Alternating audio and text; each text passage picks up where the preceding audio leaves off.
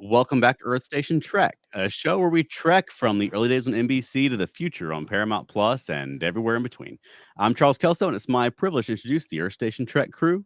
Alan Seiler, What's up, Facebook land and YouTube land? and Veronica Dashel. Hi. And we got some special guests today. Veronica, do you want to introduce our guests? Yes. So this week we are talking about the Subspace Rhapsody Picture Show that will be happening at Dragon Con that I've been talking about every single week.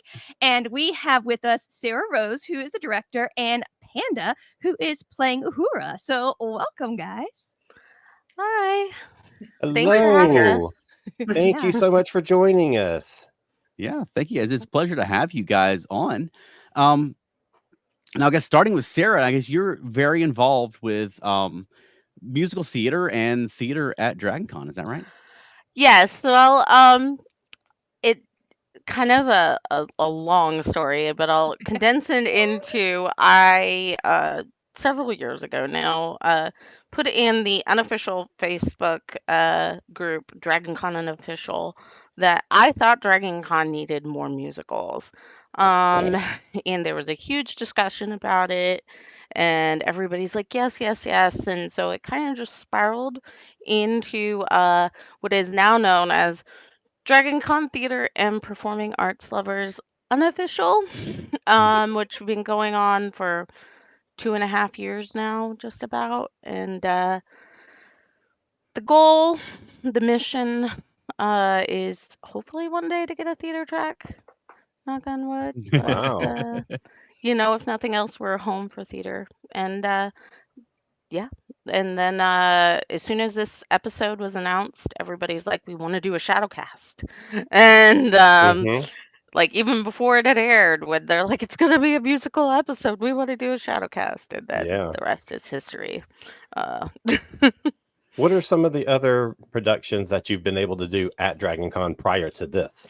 Well, this is the first like actual production, like the Ooh, that's exciting. show that we've put Mhm. on. We have done lots of panels. Last year, I think we had 11 panels, 2 sing-alongs, a meetup, and a photo shoot. This year, we have even more. We're at like 3 sing-alongs, not including Subspace, which is also a sing-along. Mhm. And I don't even know how many panels. We're still getting approvals. I literally got one last night at like 11 p.m. So you practically are a track.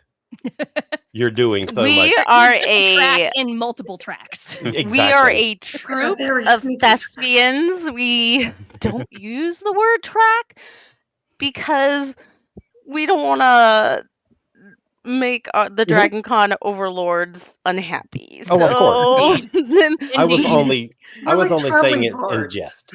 yes, we're just looking for a home theater. We would love to have one. Mhm.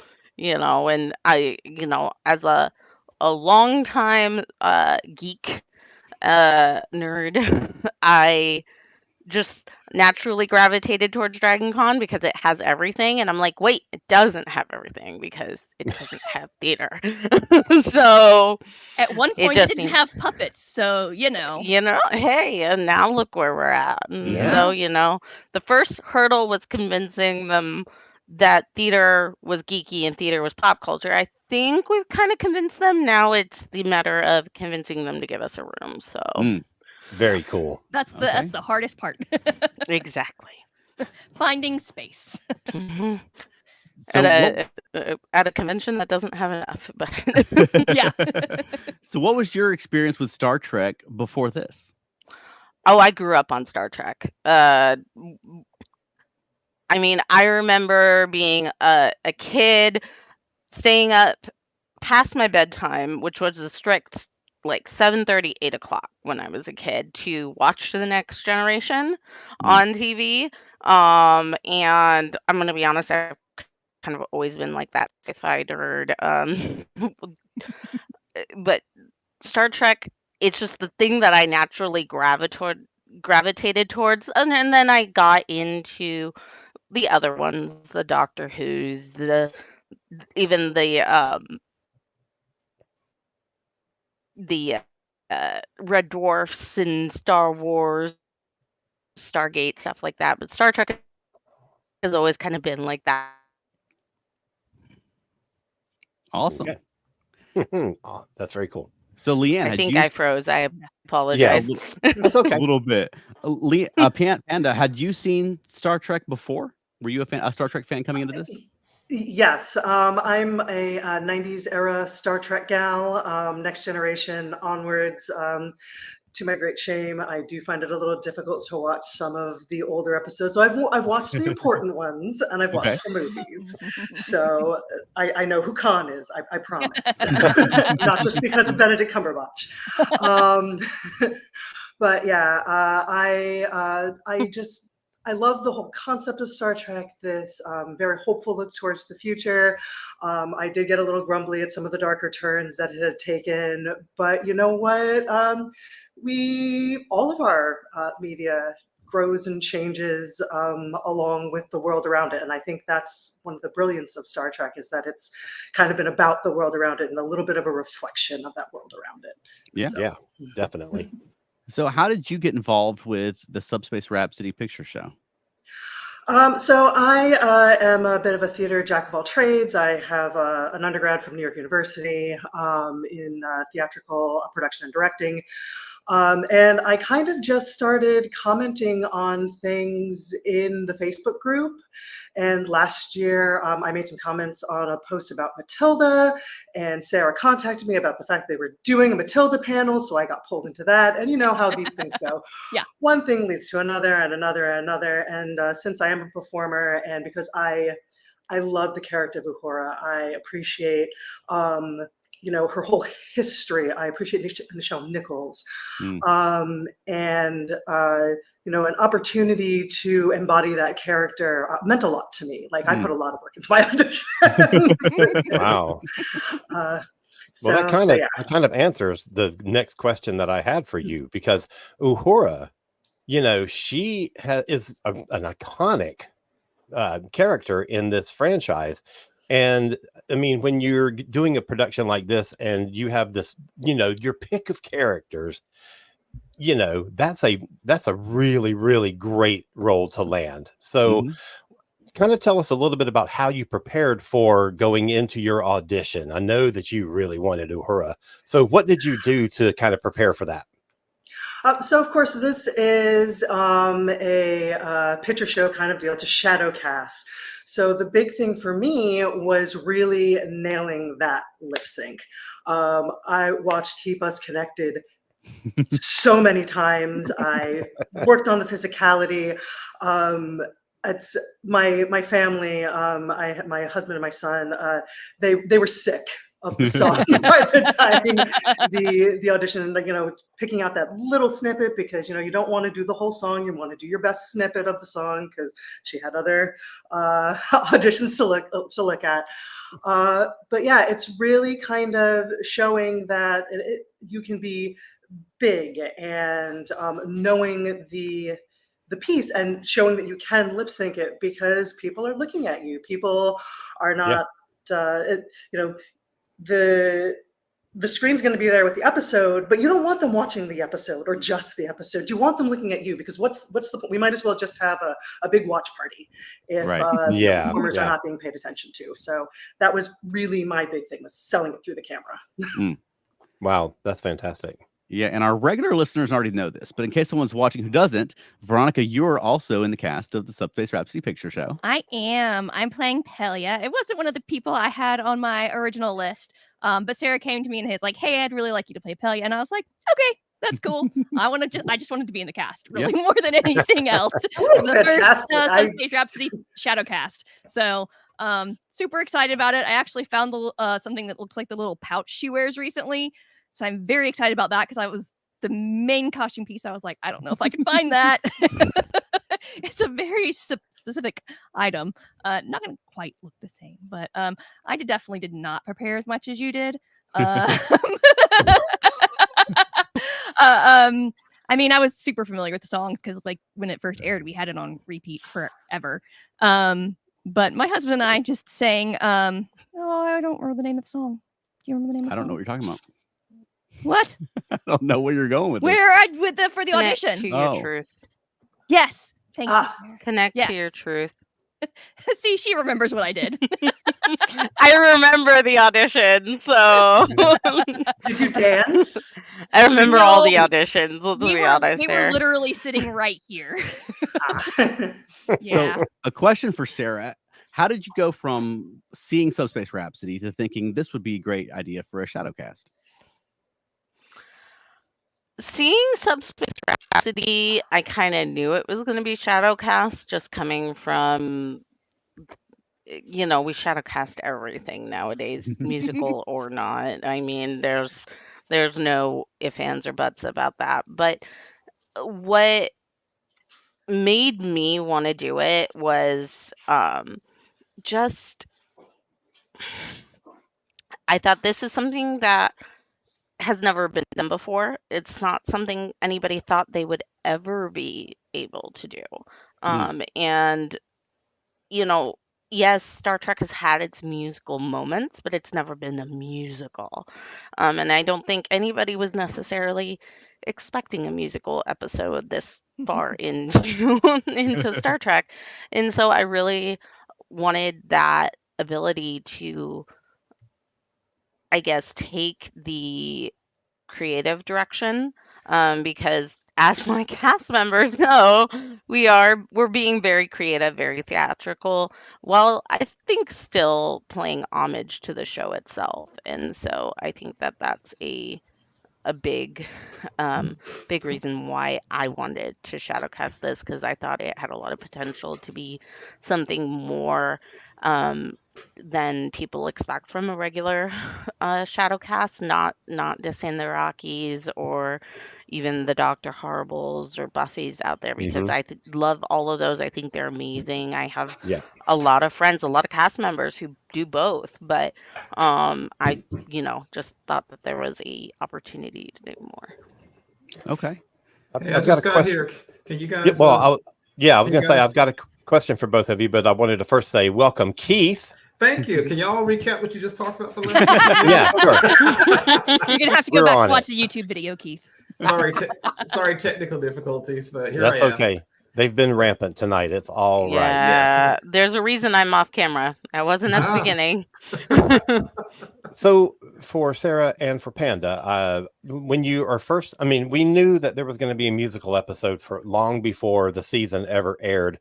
So I know expectations were high going into the season. So once you finally get to the part of the season where that episode is coming and you finally see the episode, what was your reaction to it? How do you feel that it stands up both as a Star Trek episode and as a musical? I'll go ahead and start on that one. I think it did magnificently as both, to be honest. I think one of the gold standards of musical television is the Buffy episode Once More with Feeling, because it understood the structure of the musical.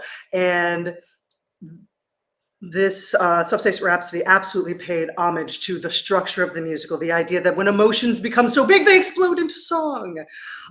Plus, it was a very Star Trek-y explanation for why it happened. Star Trek has weird episodes. It has very, very silly episodes. So when people were like saying, oh, I don't understand how it can be a musical, that's too silly. I'm like, look, Professor Moriarty stepped off the holodeck. Okay? I'm not going to argue that. I'm not going to argue that. Fistful of datas. Okay, you got me there. So yeah, there have been very silly episodes, and I think that this managed to be both fun and silly and playful while being very, very true to what a musical is. Okay. And I'm not a big musical theater person, but I was really impressed with the episode just as an episode, as part of. It wasn't just a gimmick, although it was a gimmick, but it was very much embedded in the arc of that season. Exactly. And that was one of the things, like, when I first heard about it, I was like, okay, this could be interesting, I had, expectations, to be honest, of it kind of being something more akin to oh, I just had her name and it went right out of my head. The musical number that we had in Picard.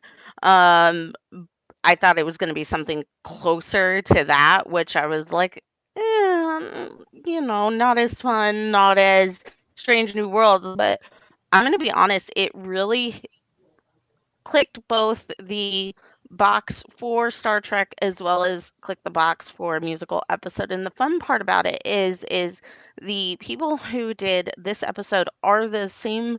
At least one of them is the same people who did Once More with Feeling from Buffy. They actually there was another podcast. They interviewed both of the writers, and they talked a lot about their process and how they really wanted to dig into the characters and stuff like that.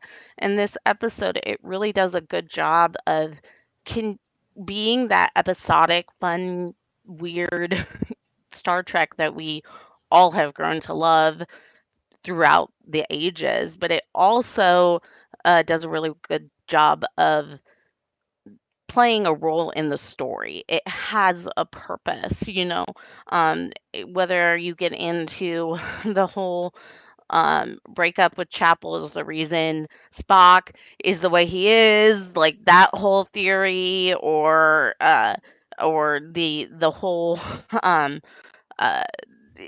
the whole Ahura becoming more confident, more herself. Like those are all things that are part of this episode, and so it doesn't feel like they just did it because they wanted to do a musical episode.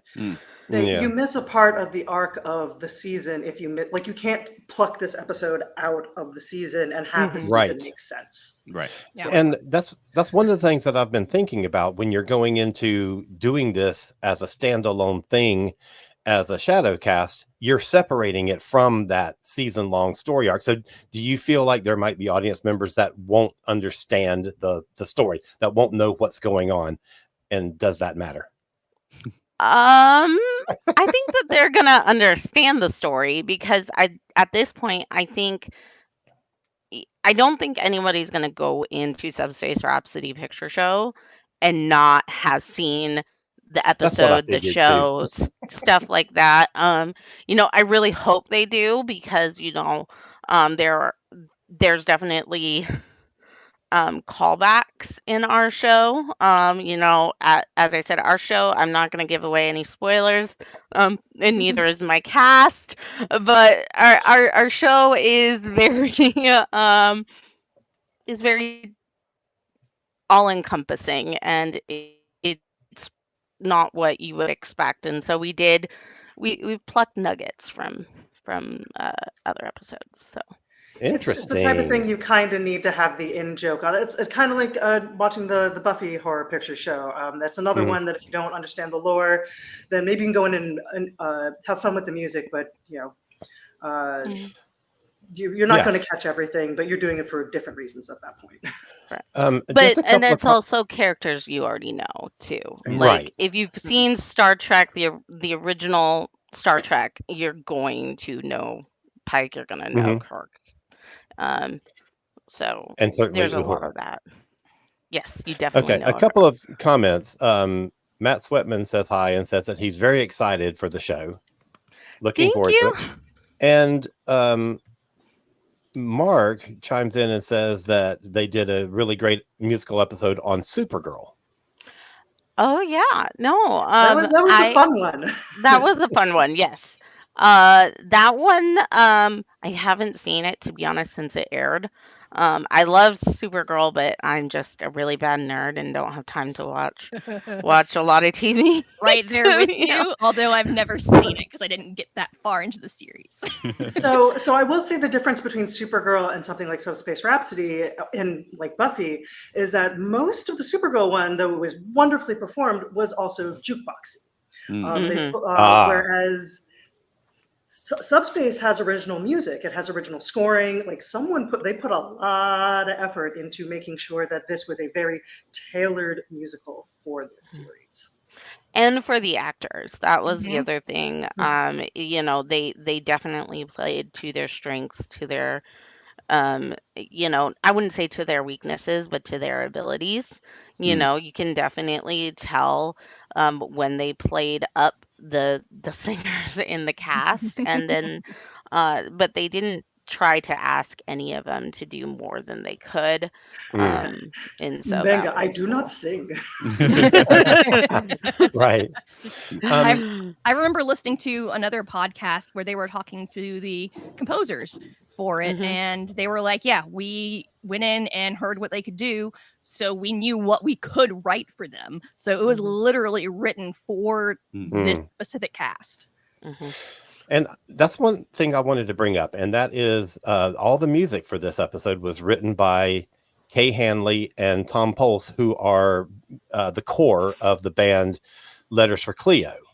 And I'm wondering if either of you are familiar with Letters for Cleo, or if this inspired you to go back and start listening to some of their music to kind of investigate what all they have done before. Well, as a diehard 10 Things I Hate About You fan, I definitely know Letters to Cleo. Excellent. I admit This is to being why very we're casual friends. about it. This is funny. Charles and I are sitting here waiting for y'all to talk about blowing up somebody, killing somebody, so we can jump back into the conversation. Sorry, you invited a bunch of fangirls. No, that's fantastic. It is actually. And I was actually going to say it was funny because I think, as you guys know, that the Subspace Rhapsody has probably been one of the most divisive things that Star Trek's done recently. Because I thought it was fine. I'm the rare guy who loves musical theater, and I'm actually the one who says let's go to see the ballet or something. So, but it was fine. I didn't love it, but I didn't hate it. Man, the rancor that some people have, they like some people in line, they just hate But it. that's It's like Star Trek fans. Yeah, but I think it's kind of cool. Because sometimes we say on this show a lot, like Charles doesn't like Enterprise, the series. I love it. And I have a huge problem with the J.J. Abrams verse movies, and the others like it. And what we always say on here is when somebody says, I don't like something, we say, that's great. That's the point of Star Trek. And I think it's great that some people don't like this and some people do, because that's the diversity of Star Trek. And I think it's cool. And it has absolutely, I will tell you, just looking online, it has engaged a whole bunch of people more than I expected it would have, honestly. It was fine to me. I was like, it was fine. I enjoyed it. But man, the number of people it has really, truly excited about Star Trek has been kind of stunning to me. Well, and I think that Strange New Worlds in general has reawakened that kind of like that fan community that grew up in with series like The Next Generation and Deep Space Nine and stuff like that, where it's less plot driven and more character arc driven. And that's what we grew up on. And I love new Star Trek, don't get me wrong.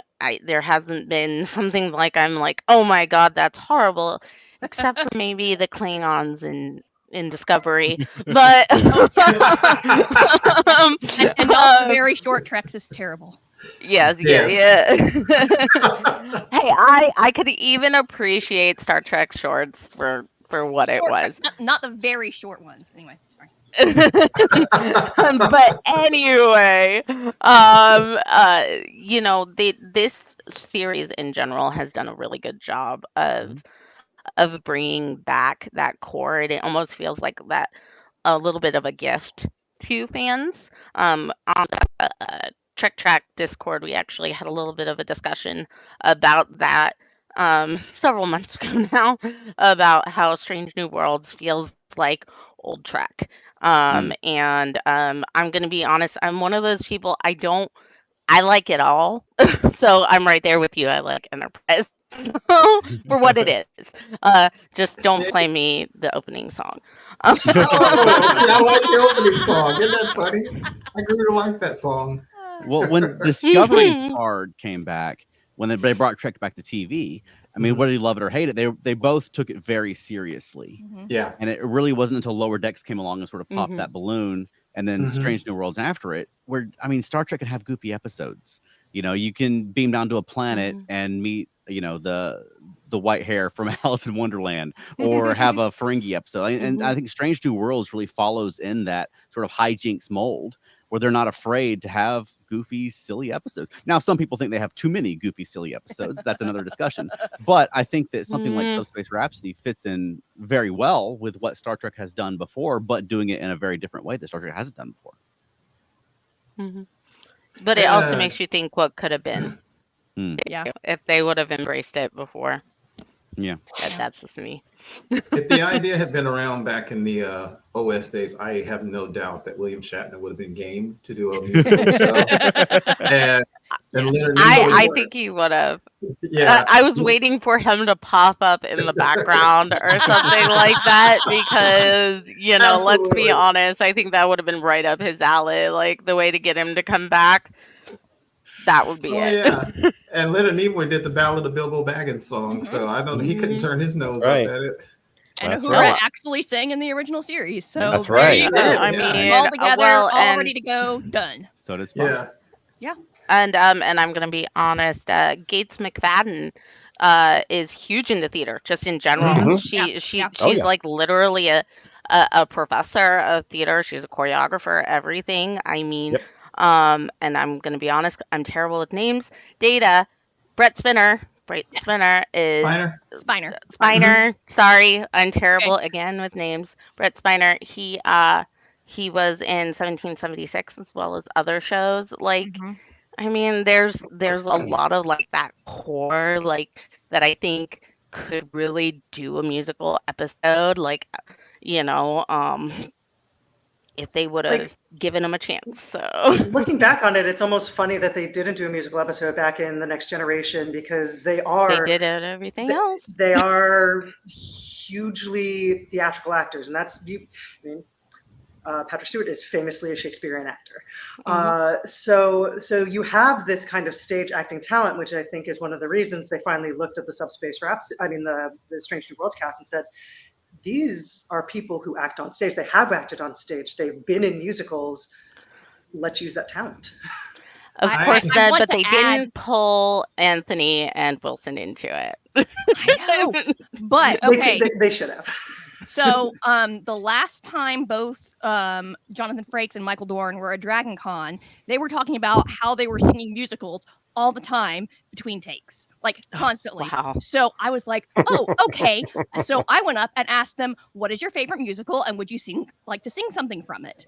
And that's kind of become a thing I've done, with the exception of last year where I couldn't get the Discord thing to work, so I couldn't actually ask them. But because and then Frakes burst out into something from Man of La Mancha. And I knew it. Of course he did. I figured that was it. And Anthony Rapp sang something from Rent, and I'm not remembering what it was. Shocking. Yeah. Anthony singing Rent? Never. Does oh he my know gosh. any other Mary musicals? Wiseman was like a little bit fangirling over that. It was Celia Rose adorable. Gooding also sang last year. Oh, she did. Oh, I missed that. But yeah. They sang something from their show Jagged Little Pill. So That's awesome. I'm like, what? I keep forgetting what she was in, or they were in. Jagged Little Pill. I've got some questions from viewers for our guests. So the first one is from Matt, and he says, with several Strange New Worlds cast members attending Dragon Con, is there any hope that someone from the show will pop in and check out your production? I mean, Anson literally said during the Friday Tony Daly podcast panel that he was waiting for a full scale production, and we may have put something out yesterday, inviting them to the show. So there's always hope. Very nice. Our buddy Wayne says, I think one thing I liked about Subspace Rhapsody was that it's a chance for the cast to show a range that these actors might not normally get on the show. What do you say about that? So I want to put in here, because this is something I didn't get to say when we were talking about the episode, because we always watch it the morning of and then we immediately talk about it. I was shocked by Christina Chong. I was amazed with her voice. And now going back or after that, really digging into her and learning about her background, I'm like, oh my gosh, why did I not know what an amazing singer she is and how she has all this music out there? It's things that even big Trek fans like Chuck and I didn't really know about. So I thought that was amazing. And if you just know Christina Chong from playing La'an, you wouldn't guess that she has that in her. No. But then when she turns it on, it was really phenomenal. I thought she was a breakout in that episode. Yeah. What's funny to me, because having come up watching the original series and coming up in the time of television where it's kind of like Carol Burnett and folks, everybody back in the day was trained to do stagecraft. They were trained to sing and dance. Whether they were good at it or not was a different thing. But, there was a time everybody had to know how to sing, do a little soft shoe, do a little combat. They all showed up on the Lawrence Welk show, So everybody's saying whether they could sing well or not. So I'm kind of used to all actors just being multifaceted. That used to be what you just had to do to be an actor. That still tends to be the case. Really? They just don't Just showcase where they follow the much. money. That is Follow the because, money. because they're able to do multiple things to get noticed, and then they get into this one thing, and they end up sticking with that one thing because it's working and great. And if they have to pivot, the people that know them for that one thing won't necessarily know them for this other thing because they're focused on this acting thing, and then they go off doing this singing thing, and they might not know about it, or they are focused on this singing thing, and if they focus on the singing thing, they're going to notice the stage thing. I gotta say that. But I also think that nowadays television is far less varietal than television used to be in the 60s and 70s, particularly. So a couple of more things. Elaine wants us to know that she loved the Ballad of Bilbo Baggins. Oh my God, Elaine! Goodness. Woo! And Mark has an interesting question, and I'm going to put this out for everybody. He says, "Can anybody explain to me why I love the musical episode but hated the fairy tale episode?" Because it was still set. It was still set in the Star Trek universe. It wasn't like everyone was being a different character. They were still their characters. They were just singing instead of talking, basically. Mark, I'm right there with you, because the only episode of New Trek I have truly disliked has been that fairy tale episode. I didn't think it was written well. It just didn't hold my attention. The Subspace Rhapsody was fine. But yeah, that's the only episode that I can call, other than like all of season 2 of Picard, that I just can't stand. I was about to call you out. I was about to say, I was thinking it too. We watched all through that season together. I can't. I loved all of it. I'm not gonna lie. I'm decisive. So Keith, I know we're recording these, right? Yeah. Right. I think Alan made a really good point, because back in the day, everybody showed up on Carol Burnett, Laugh-In, Flip Wilson, Sonny and Cher. Milton Berle was still alive. And so everybody back in the day had to sing. But you guys make a point I didn't realize is I tend to think most actors don't know how to sing nowadays, but maybe because I don't see them do it. Right. I didn't think about that. Well, and the other thing about it is and this is actually going back to the theater group, but one of the things we keep saying is theater is not just musicals, and a lot of these actors, even if they aren't interested in musicals, they are interested in the theater. Anson, he does theater, he just doesn't sing. And that's the thing, like and a lot of them have interest in the theater. Back 2021 now, where a bunch of the Stargate actors came, and like literally it came, the moderator asked, what would you do if you weren't doing this in the theater? I mean, multiple people said the theater. You've got, like, just announced today, Keanu Reeves. He's going to Broadway. Wow. I mean, it's just, it's a fact of the matter that they love it. And go ahead, Panda, I'm talking. Too much. No. I was just going to say that it's because, and you'll see a lot of actors go to Broadway to be like more legitimate or to go back to their roots. Yeah, and that's because there's something wonderful about that immediate feedback that you get, because like you're walking around on the stage, and, there's that rather famous story of Ian McKellen on the set of The Hobbit where he's breaks down in tears because he's not actually talking to anyone. So he doesn't get to see what that performance looks like or feels like until post-production. Whereas when you're on the stage, you are living in that moment, and it's addictive. The rush that you get when you feel as though everything is connecting is just wonderful. So I'm not surprised that, you know, a lot of these actors, if they come from stage backgrounds or they grew up in stage backgrounds, they want to go back to that at some point or another. Yeah, Patrick Stewart is always doing theater. You know, he did his Scrooge take, and so many of them do. And I remember back in the day when actors like Dustin Hoffman and stuff, you always heard that between movies they were doing summer stock theater during the summer. Denzel Washington, to your point, he does stage all the time. I think, if not the actor Wendell Pierce, he's always on theater. Well, and they're right, it's a completely different feeling. And even current day, like we talked about earlier, the Supergirl episode, but Melissa Boyce at one point did a stint on Beautiful, the Carole King musical on Broadway. We got to see it, luckily, yay! And it was amazing. But occasionally, actors will go back and do like 6-8 weeks on a show because they have the time, and then look, they have this name that people know and can bring people in that they wouldn't necessarily have brought in before, and maybe get them addicted to theater. So it's awesome that they do that, and now you can know about it more than you could back in the 90s. I mean, internet was there and there were message boards, but it wasn't the same. And you guys make a good point that, I mean, Star Trek has always been very theatrical.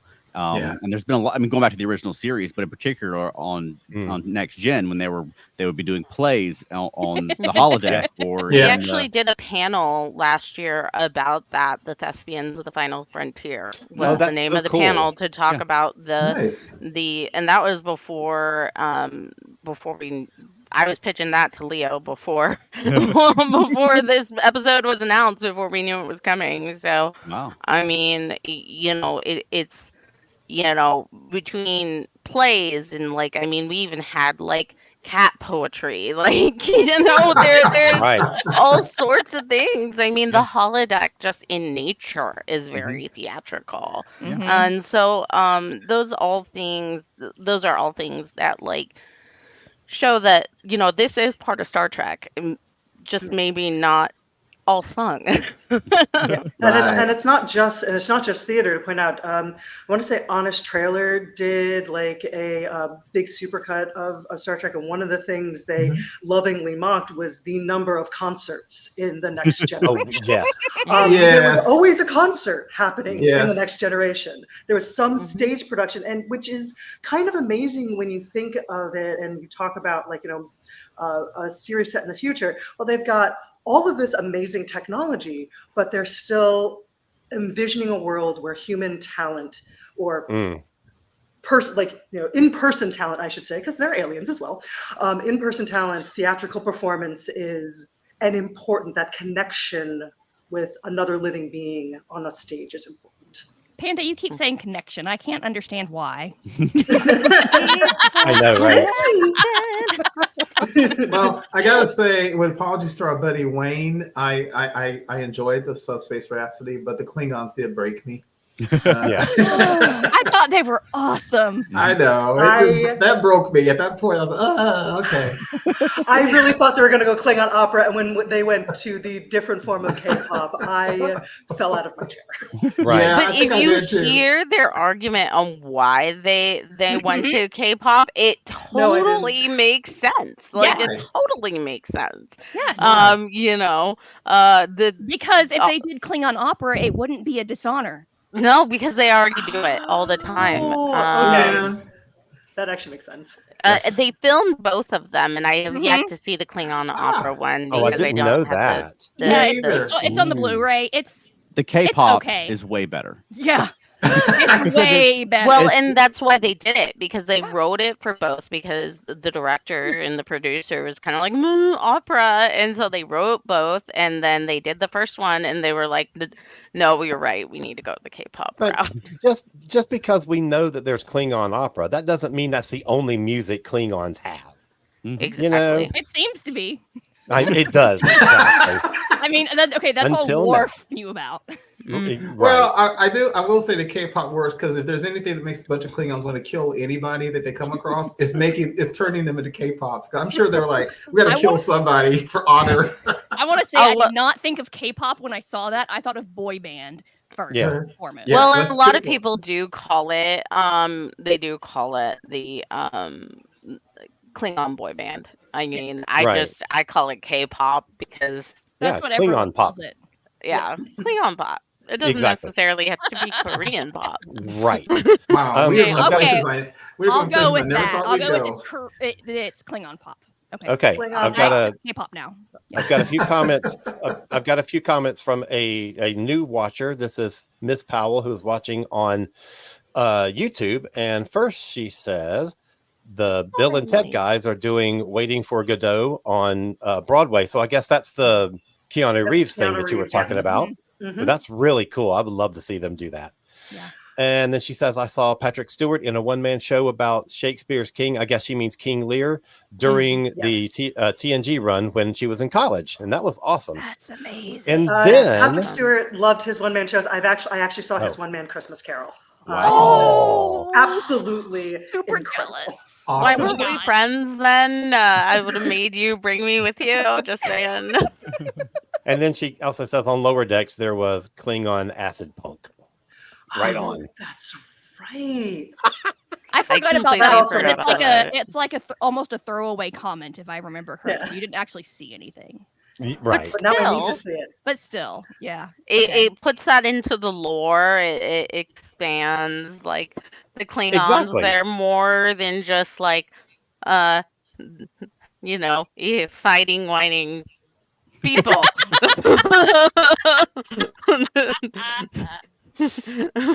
So during Anyway. Comic-Con, a lot of the questions that were directed towards the Strange New Worlds producers involved, will we see another Subspace Rhapsody or a follow-up or a similar Mhm. episode? So you guys, I probably spent more time than the rest of us combined watching and listening to the music from this. Would you be in favor of that, or do you think they should leave well enough alone? I I think we think they need. should leave. Well, I'm sorry. Oh, Yeah, I think that things like this are so special that Yeah, I agree.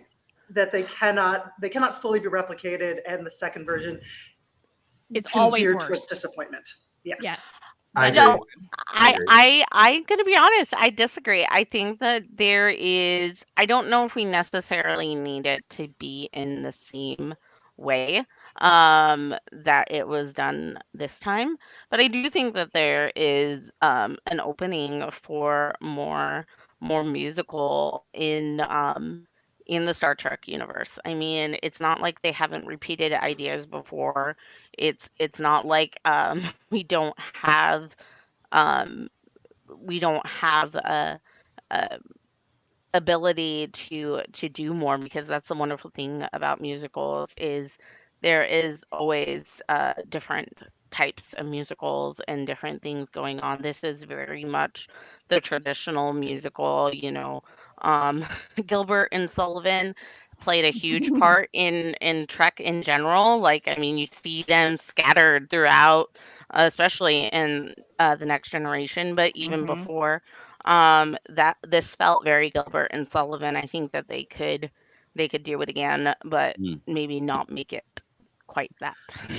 I would love to Personally- be proven wrong. I absolutely would. Yeah. But I think that there's a reason that most series only do one musical episode. Personally, I think that the shield should be modulated against that music dimension so that it never comes back. Because I agree, one time was fine, but now I'm afraid that they'll contact the alternate reality. Everybody speaks like Shakespeare or something, because it could become That'd be okay. literally I'd become be okay infinite. with that. Yeah, Exactly. If There's they want to always go with different options. theater tropes, I'm good with that. Yeah. And Matt kind of comments on exactly what we're saying right now, talking about with only 10 episodes per year. At this point, if you start repeating any of these kind of things, then it kind of does take away from other things. Whereas in the past, when we had 26 episodes per season, you could get away with doing a sequel for this kind of thing. So the What do you think about that? So the solution is they should do 24 to 26 episodes a season instead of 12 to 13. Correct. But I also want to say that I would love to see an entire Star Trek series that is a musical along the lines of like Crazy Ex-Girlfriend, because I think that would be amazing, because I feel like you could tell Star Trek stories and work music into them just naturally and not have everyone be like, what's going on? Why is this weird? And it's just part of them expressing themselves and things happen. So like and no one's. I'm trying to figure out how you would say it, like Schmigadoon, but I can't do it. Schmigatrek. Yes. Schmigatrek. No, that's good.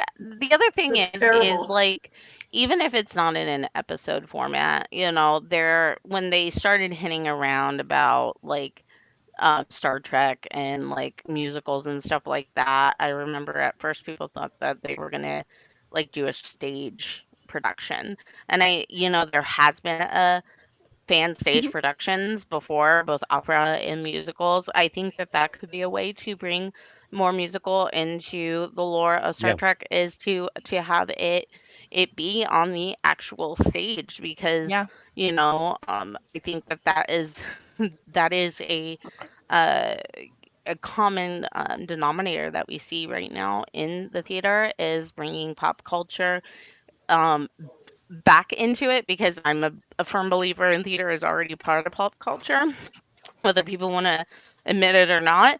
But that's a different subject. But bring it kind of back into like into the realm of things, because we've seen Beetlejuice, we've seen Spider-Man, we've seen Superman, we've seen King Kong. I mean, why not Star Trek? Yeah. Sure. Why not? And it's interesting because that would be almost, I mean, I know if we brought something from the past of Star Trek into the stage, it would be like kind of repeating itself. But one of our very first guests was Noah Avabach-Koch, and I had asked him, because I was all excited. I was like, oh yeah, he's a theater guy, he's a Star Trek nerd. I'm going to ask him, what is your favorite classical theater thing? And he went on this rant about how he hates classical theater and there needs to be new theater only. And I was like, oh no, oh my gosh. This is our second or third ever episode. I just wanted to absolutely die. But this would be something new, even though it's bringing in the lore of Star Trek. Doing some Star Trek on stage would be new, so even Noah would approve. Even Noah would approve. Well, if someone has seen Subspace Rhapsody, maybe they liked it, maybe they didn't, and they hear about this Shadowcast, maybe they are familiar with Shadowcast, maybe not. Why should someone come see the Subspace Rhapsody Picture Show? Because it's fun. Yeah. Okay. It's going to be a fun show. Bottom I mean, line. I think that there's something for everyone. We're definitely not afraid to laugh at ourselves. And I think that we all know, like, that maybe it's not everybody's cup of tea. But I fully believe, even if you're just kind of about the episode, so people kind of like Keith, who are like, it was fine. It's not anything amazing. I think that the way we're doing this show is going to be entertaining in a new direction. I don't know, Panda, Veronica, what do you think? No, I'm with you on this, and it's kind of like, so the whole idea of the Rocky Horror Shadowcast came out because, like, you can go and you can watch the Rocky Horror movie, and it's fine. The Rocky Horror Picture Show is a fine movie. It is infinitely more fun with a Shadowcast. Oh, you disagree with me? I think my only problem with the Shadowcast isn't the Shadowcast. It's the a-holes in the theater who want to shout out random things and not the actual lines they're supposed to shout out, which is why I don't go to Rocky Horror Picture Show. That is different. So you don't like callbacks, period, or you No, don't? I like callbacks, but when they're specific callbacks and everyone's doing the same thing, not someone trying to MS3K. Just be like a heckler. Okay, Yes. That's Shadowcast heckling. That's not what I'm referring to. But I'm saying that it's a different. It turns it into something different.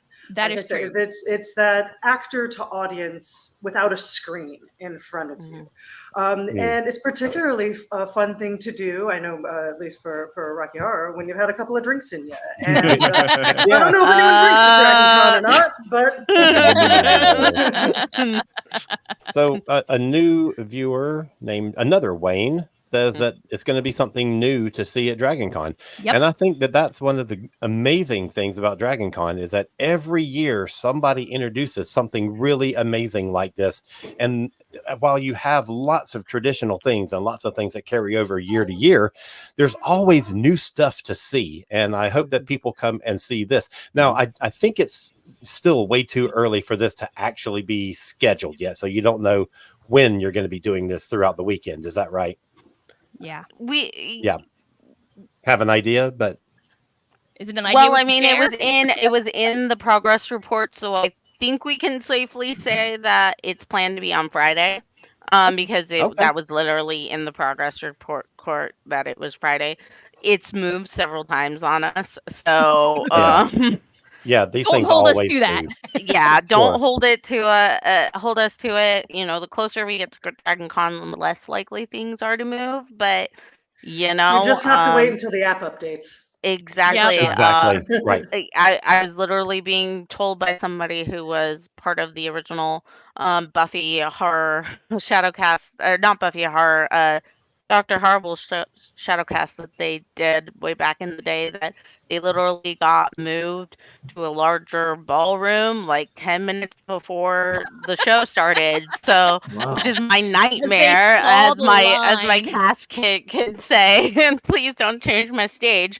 But I feel like a bigger stage will be fine. I say, girl, if they change up the size of the stage to be bigger, we got you. If it's smaller, we still got you. Don't worry. Yep. There you go. And I want to say that the detail that Sarah has done in the blocking, and we've done all this virtual because we're completely scattered throughout the United States. I don't think we have anyone outside the United States, but we might. Sarah can correct me on that. But the blocking that you've done and sent us has been fantastic and super useful, because we're going to have like one rehearsal before we do this. So it's going to be our second time doing it. And it's going to be everyone's first time seeing it, so they won't know if we mess up. But just the blocking and who enters and who exits and how we can enter and exit and making sure we're safe entering and exiting. Sarah has done an amazing job with making sure everyone is safe and everything flows. And yay, Sarah! Thank you. Look, safety was a big concern of mine from the beginning, because this isn't a real theater, and we're on these risers that they can support a lot of weight, but I'm not gonna say like I don't have nightmares about somebody falling off the side of the stage. So it definitely. And while the schedule is changing and may still change, do you know location? Do you know if it's going to be in the Trek Track room or if it's going to be in It's a ballroom event. Oh, it's it is a ballroom okay. event. Originally, when they first emailed me, I thought it was going to be a Trek Track room thing, but it is going to be in a ballroom. What ballroom that is, again, they've changed it on us too many times. But yeah, and they're still announcing guests, which changes the way that the ballroom schedule happens. Oh my gosh, literally half the people they are announcing are Star Trek. Like there's been a bunch of people listed, and half of them are Star Trek. Yeah, this is a huge Dragon Con year for Star Trek. So I feel like there's going to be a lot of, even though Dragon Con gets a lot of Trekkies every year, there's going to be a lot of people coming this year that I think may not be regular Dragon Con attendees. And I hope they all come to your performance. Yes, that would be awesome. The thing is like I keep telling people, like, show up. Be there, like be loud, let everybody know that if you want to see it, come back, because rate it on the app. Yes, and rate it on the app. Because I can tell you, we have put so much time and heart, and we have I have this like amazing cast, and I am just so excited. But the thing I am like I would be most bummed about would be if it never got seen again, and that's not because of my work, but because of all the time, energy, and passion that my cast has put into it. Because I've tried to be very collaborative. I'm not going to say I haven't ex-nayed some ideas, because I have, because that is the role of a director, is to think about practicality. But I try to be very collaborative and try to let these two come up with their ideas for their characters. So, yeah. And I also want to say, for anybody watching this, we're all going to be there. Obviously, Veronica's going to be there because she's in the show. But Keith, are you going to be around Dragon Con? I plan to be there. Okay, so So Chuck, You're gonna come to our show, right, Keith? We're gonna change your mind about Subspace. Oh yeah. So Chuck and Keith and I will be in attendance. So anybody watching this, if you come to Subspace Rhapsody, come say hi to us. Come say, hey, we're here because we saw this on your show. Even if you didn't, even if that's not the reason you're going, just tell us that anyway. Just make us feel good. That's what I'm going to say. But really, come up to us and say hi because we would love to meet you. Yeah. Yes. And there's a good question there from Mark in the comments, Alan. Just go in there. If we cannot make it to Dragon Con, will we be able to see this online somewhere? Hopefully. Are they doing the streaming pass? I don't know if they're doing the streaming pass, but it's unlikely that this would be on the streaming pass because it's copyrighted. Exactly. I'm hoping that we can at least get clips and stuff like that. That's something I'm still trying to figure out is how to record it because obviously we can't record it, but you know, I would love to have at least some clips and stuff because you see clips from I know. I'm sure no one will have a phone out recording the whole thing. Never. You know, we might not be able to upload it in its entirety, but we hope to have at least some kind of highlight reel or something like that. So. This is the part where we say Earth Station Track does not endorse illegal. We're not suggesting such things. Never. No. Earth Station Track does not condone piracy, whether it be Orions or Orions. And the other thing about Dragon Con TV is they kind of just show up and you don't necessarily know they're going to be there. That happened to us at the Phantom Sing-Along.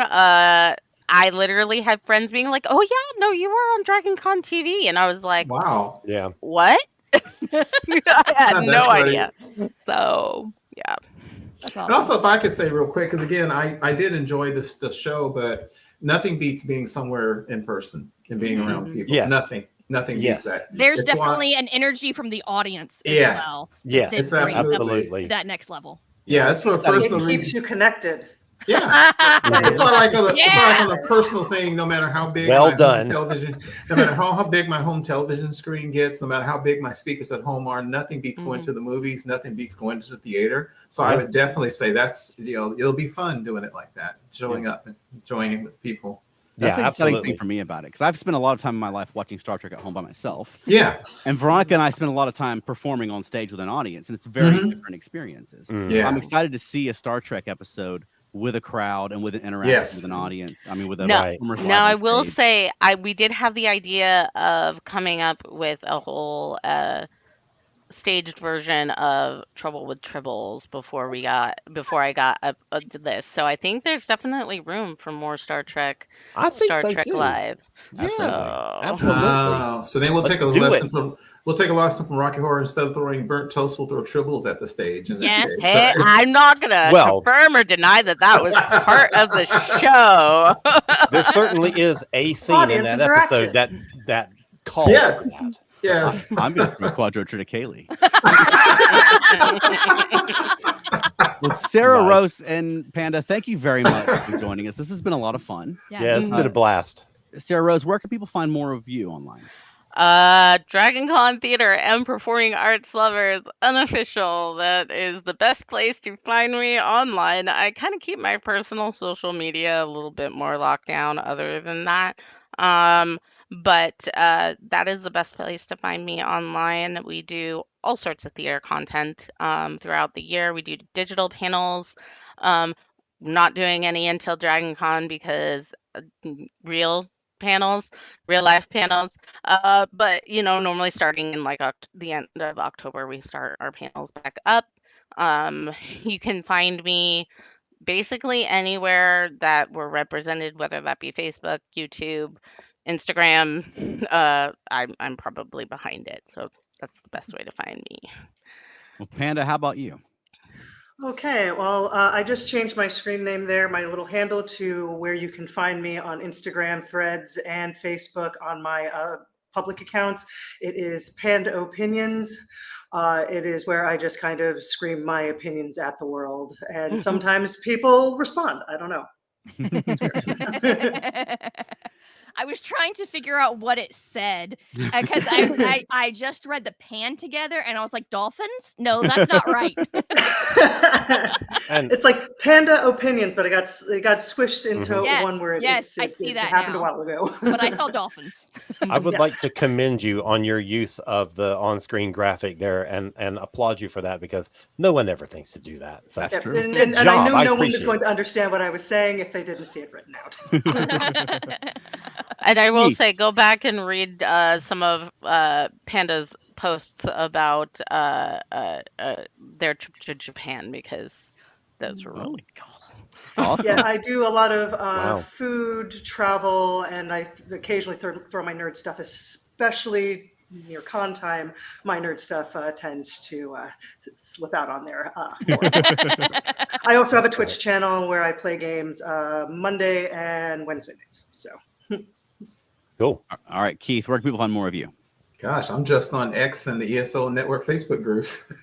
How about you, Alan?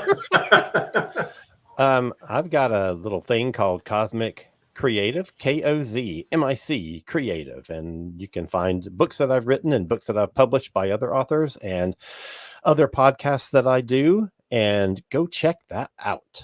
And how about us, Veronica? Feltnerdy.com. Yep. And you can follow Felt Nerdy across social media for our family-friendly, all-ages content, or Felt Nerdy and Dirty for our adult content. We have a show coming up in August. We'll be performing at the Sinful Variety Show, as well as performing our own shows at DragonCon. And where else can people find us? Monkeying Around, a podcast about the monkeys. And do you have a closing for us this week? I really hope we don't poof into bunnies.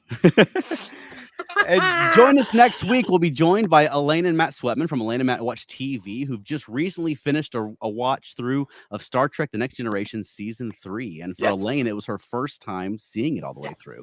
So we'll be talking to them and deep diving into the third season of Star Trek The Next Generation. That'll be next Thursday at 8 p.m. Eastern. You can join us on YouTube, or you can follow us after the fact on any audio podcast platform. It's Panda Opinions did it to you. I know. At Earth Station Trek. Bye, everybody. Thanks all.